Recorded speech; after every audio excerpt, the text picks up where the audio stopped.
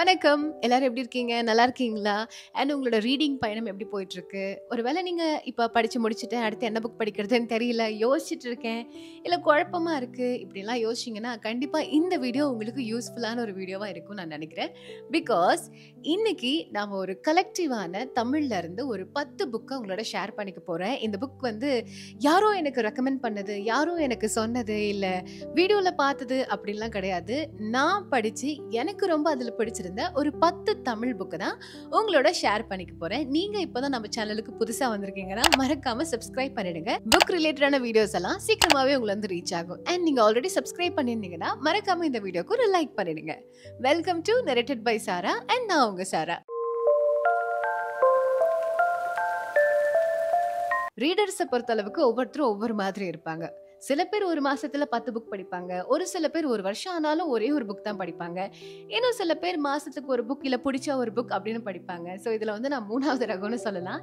எனக்கு ஒரு புக் வந்து பிடிக்கணும், சம்திங் அதை என்னை இன்வைட் பண்ணணும்னு நான் நினைப்பேன். அந்த புக்கை பார்த்தா அதோட கவர் பேஜ் எனக்கு பிடிக்கணும், இல்லை ஒரு பிளாட் எனக்கு பிடிக்கணும், இல்லை ஆத்தர் எனக்கு தெரிஞ்ச ஆத்தராவோ இல்லை சம்திங் ஏதாவது ஒரு ப்ராமிசிங்கான ஒரு புக்காக இருக்கணும்னு நான் நினைப்பேன். அப்படி இருந்தால் மட்டும்தான் அந்த புக்கை படிக்கணும்னு எனக்கு தோணும். ஸோ அந்த மாதிரி நான் கலெக்ட் பண்ண புக்ஸ் எல்லாம் தான் இது. இந்த ரேக் காலியாக இருக்குது. பிகாஸ் நான் இதுலேருந்து தான் இன்னைக்கு ஒரு 10 புக்கை சூஸ் பண்ணி உங்களோட ஷேர் பண்ணிக்க போகிறேன். ஏன்னா இதை தான் தமிழ் ரேக் அண்ட் இது வந்து இங்கிலீஷ் புக்ஸ். நான் இதை பற்றியும் அடுத்து ஒரு வீடியோவில் உங்களோட ஷேர் பண்ணிக்கிறேன்.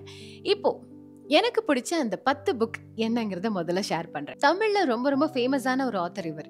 இவரோட புக் நிறைய இருந்தாலும் எனக்கு அதுல பர்டிகுலரா இந்த புக் ரொம்ப ரொம்ப பிடிக்கும்.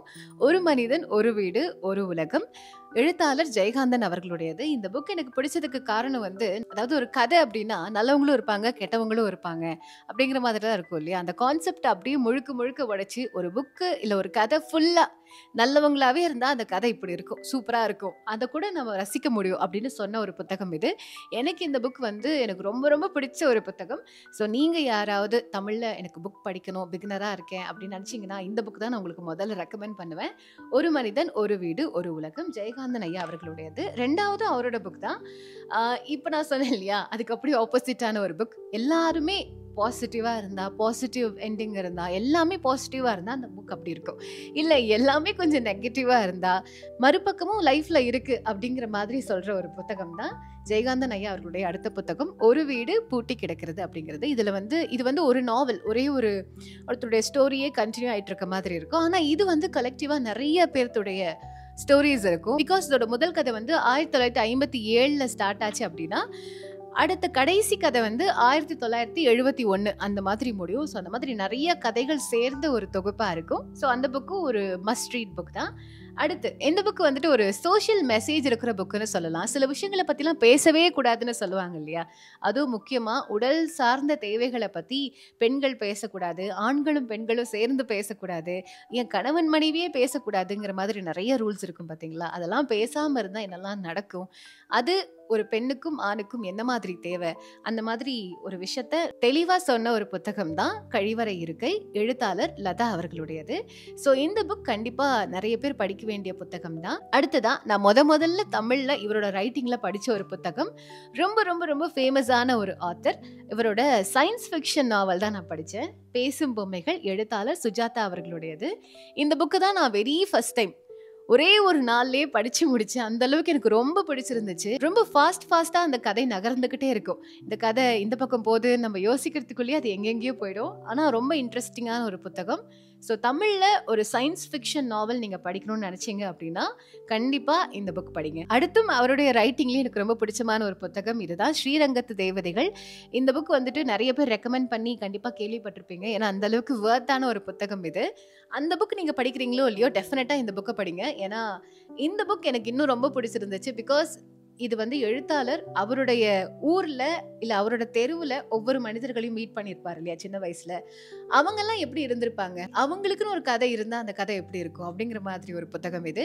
ஸோ இது ரொம்ப டிராவல் ஃப்ரெண்ட்லி தான். நீங்க டிராவல் பண்ணும்போதும் படிக்கலாம், இல்ல நீங்க ஏதாவது ஒரு ரொம்ப கனெக்டிவா ஒரு புக் படிக்கணும்னு நினைச்சீங்கன்னா டெஃபினட்டா இந்த புக்கை ட்ரை பண்ணலாம். அடுத்து ரொம்ப கான்ட்ரவர்ஷியலான 2 புக்ஸை ஷேர் பண்ண போறேன். அதுல ஒண்ணுதான் தி ஜானகிராமன் ஐயா அவர்களுடைய அம்மா வந்தால் அப்படிங்கிற புத்தகம். இந்த புத்தகத்தை பற்றின ஃபுல் ரிவ்யூவை நான் ஒரு ஃபுல் வீடியோவாகவே அப்லோட் பண்ணியிருக்கிறேன் யூடியூப்ல. ஸோ அதோட லிங்க்கை நான் கீழே டிஸ்கிரிப்ஷனில் பின் பண்ணுறேன், மறக்காம அதை செக் பண்ணி பாருங்க. ஸோ ஒரு அம்மா வந்துட்டு மேரிட்டல், அதாவது எக்ஸ்ட்ரா மேரிட்டல் அஃபேர் வச்சுக்கிறாங்க. ஸோ அந்த விஷயம் எவ்வளோ எவ்வளோ கான்ட்ரவர்ஷியல். அதுவும் தாண்டி சொசைட்டிக்குள்ளே நிறைய நிறைய ரூல்ஸ் இருக்கும். அதெல்லாம் தாண்டி எனக்கு அந்த ரூல்ஸ் எல்லாம் எதுவுமே வேண்டாம், நான் எனக்கு பிடிச்ச மாதிரி தான் இருப்பேன்னு ஒரு அம்மா இருக்காங்க. ஸோ அவங்களோட ஃபேமிலி அதை எப்படி ஏற்றுக்கிறாங்க, இல்லை எப்படி பார்க்குறாங்க, என்னெல்லாம் நடக்குது அப்படிங்கிற கதை தான் இந்த அம்மா வந்தாள் அப்படிங்கிற கதை. ஸோ இவர் தி ஜானகிராமன் ஐயா அவர்களுடைய எழுத்தில் நான் படித்த முதல் புத்தகம் இது. இதே மாதிரி இன்னும் நிறைய கான்ட்ரவர்ஷியலான, முக்கியமாக அந்த சொசைட்டியுடைய ரூல்ஸ் எல்லாம் உடைக்கிற மாதிரி நிறைய புத்தகங்கள் எழுதியிருக்காருன்னு நான் கேள்விப்பட்டேன். மோகமுல், 4 வேலி நிலம், அந்த மாதிரி.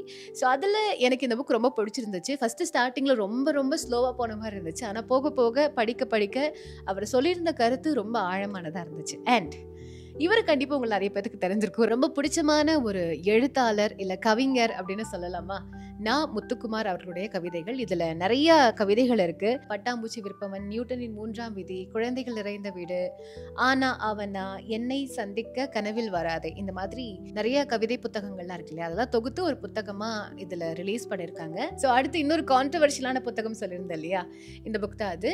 பெருமாள் முருகன் அவர்களுடைய மாதுருபாகன் அப்படிங்கிற இந்த புத்தகம் உண்மையாகவே ரொம்ப கான்ட்ரவர்ஷியலான புக் தான். இதை படிக்கணும்னா கண்டிப்பாக நம்ம ஒரு ப்ராட் மைண்டடாக இருக்கணும்னு நினைக்கிறேன். ஏன்னா இல்லை அது எப்படி இப்படி நடக்கலாம், இப்படிலாம் வராது அப்படிலாம் யோசிச்சிங்கன்னா இந்த புக் கண்டிப்பாக உங்களுக்கு பிடிக்காது. ரொம்ப ப்ராட் மைண்டடாக இந்த சொசைட்டியோட ரூல்ஸ் அண்ட் ரெகுலேஷன்லாம் தாண்டி ஃபீலிங்ஸை பார்க்குற ஒரு பர்சனாக இருக்கிறீங்க, இல்லை அந்த மாதிரி புக்ஸ் படிக்க பிடிக்கும் அப்படின்னு நினைக்கிறீங்கன்னா கண்டிப்பாக இந்த புக்கை நீங்கள் ட்ரை பண்ணலாம்.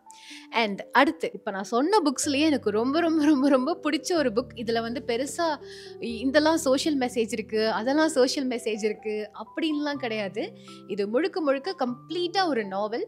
ஆனால் இந்த நாவல் எனக்கு ரொம்ப ரொம்ப பிடிச்சிருந்துச்சு. இந்த புக்கை படித்ததுக்கப்புறம் ரீடிங் எனக்கு இன்னும் அது மேலே இந்த லவ் அதிகமாச்சு. ஸோ இவரோட அடுத்த புக்கு நான் படிக்கணும்னு நினைக்கிறேன்.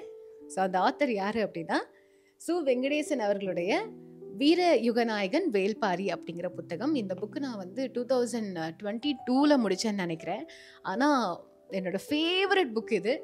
ஸோ இந்த புக் கண்டிப்பாக மஸ்ட் ரீட். ஏன்னா நம்ம வந்துட்டு நிறையா ராஜாக்களோட கதைகள்லாம் படிச்சிருப்போம். ராஜாக்கள் இப்படி இருப்பாங்க, அப்படி இருப்பாங்க, போர் பண்ணியிருப்பாங்க, அவங்களுடைய என்ன சொல்லுவாங்க, ராஜயுக்தி இல்லை ராஜதந்திரம் அதெல்லாம் சொல்லுவாங்க இல்லையா. ஆனால் அதுக்கெல்லாம் முன்னாடி ஒரு இன மக்கள் இருந்திருப்பாங்க இல்லையா, கூட்டம் கூட்டமாக சேர்ந்து மக்கள் இருந்திருப்பாங்க இல்லையா. அந்த மக்களோட வாழ்க்கையெல்லாம் எப்படி இருந்திருக்கோ, இந்த இப்போ நம்ம பார்க்குறோம் இவங்கெல்லாம் ஒரு இனம், அவங்களாம் மலைவாழ் மக்கள்லாம் சொல்கிறோம் இல்லையா. ஆனால் உண்மையாகவே அவங்களுக்கு பின்னாடி ஒரு ஆதிகால குலம் இருந்திருக்கும்ல. அந்த குலத்தெல்லாம் அழிச்சு தானே அதுக்கப்புறம் இந்த கிங்டம் எல்லாம் வந்திருக்கும்.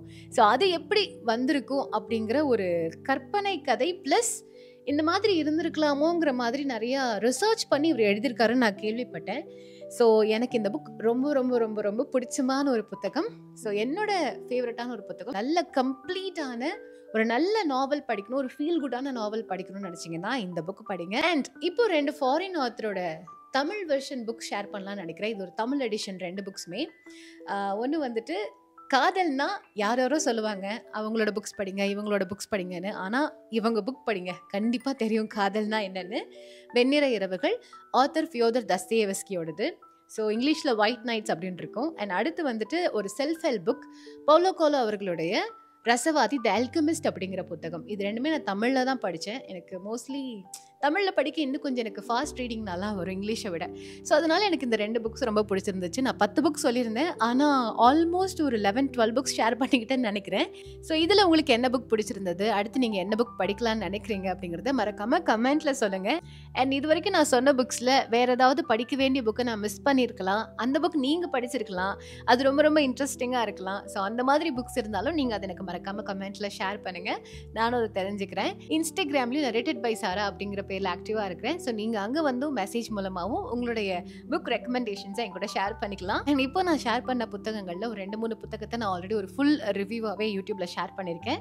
அதோட லிங்க்ஸ் எல்லாம் நான் மறக்காமல் கீழே பின் பண்ணுறேன், நீங்களும் செக் அவுட் பண்ணி பாருங்கள். நான் மறுபடியும் இதே மாதிரி வேறு சில புக்ஸோட வந்து உங்களை மீட் பண்ணுறேன்.